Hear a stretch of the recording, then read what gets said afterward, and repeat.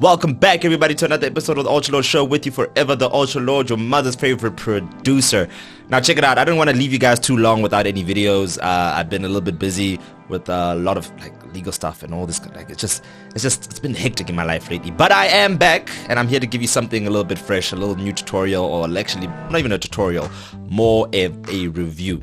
Now, a lot of people have been asking me on my Instagram and my WhatsApp and everything, what kind of microphone do I really use in my studio?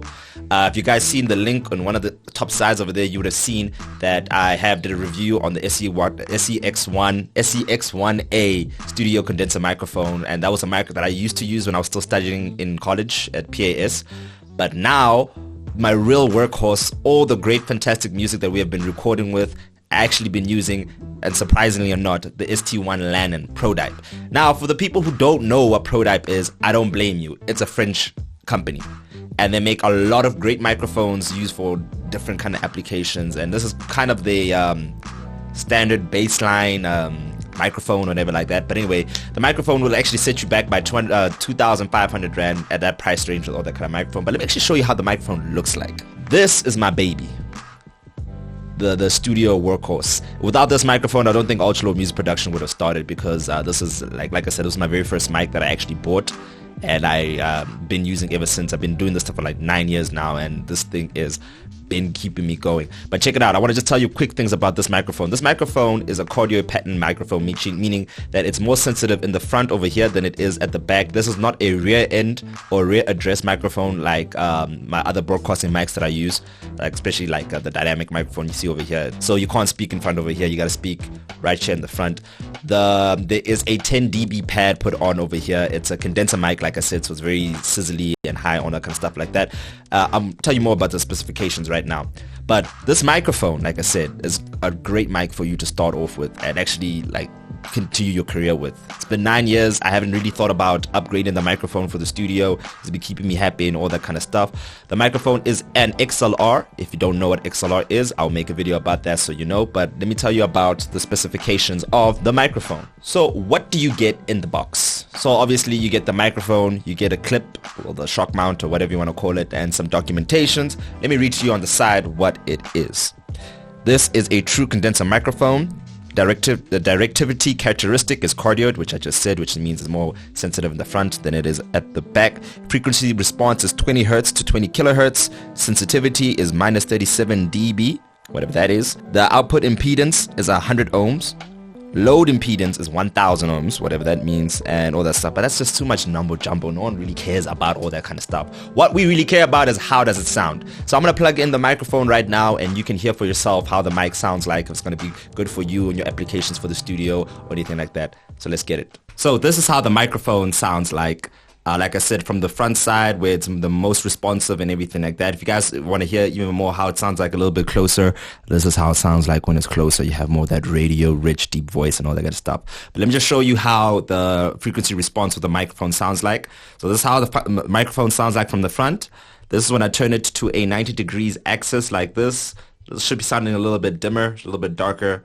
Now as I turn it all the way to 180 degrees, it should be a little bit more muffled, a little bit more rejecting, because at the back of it I'm turning it back to another 90, and as you can hear, it's getting a little bit brighter until we go back full 360, and now the microphone sounds clear. Just to tell you about the build and everything, this microphone is solid. It's a hard metal chassis.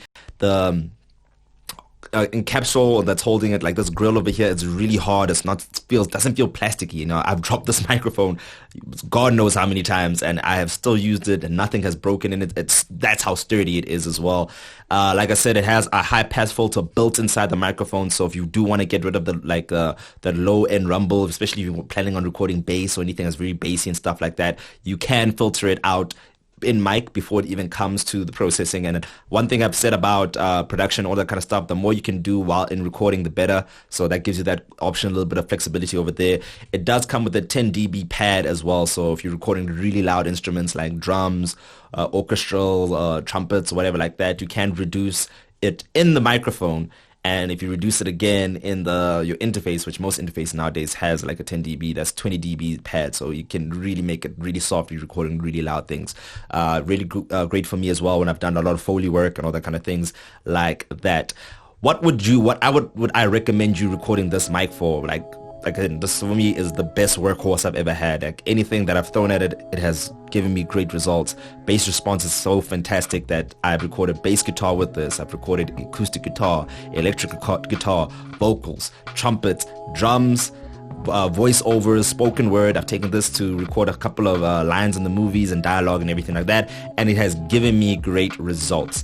Would I say it's worth the price range? For sure, definitely. I mean, of course, different retailers would sell these microphones at different prices or different whatever, but I highly recommend that you really get a microphone at this price range for you to use in your projects. Thank you so much for watching videos like this. If you do like videos like this, please hit that like and subscribe button. Remember that I am also giving a 7% discount on DistroKid, so if you want to get your music distributed on all platforms and stuff like that, that is the place to check it out. And remember also, like I keep saying, my channel hasn't had ads in running anything like that, but if you do want to support the channel, you can please feel free to listen to the music that's on my albums and singles section on top over there.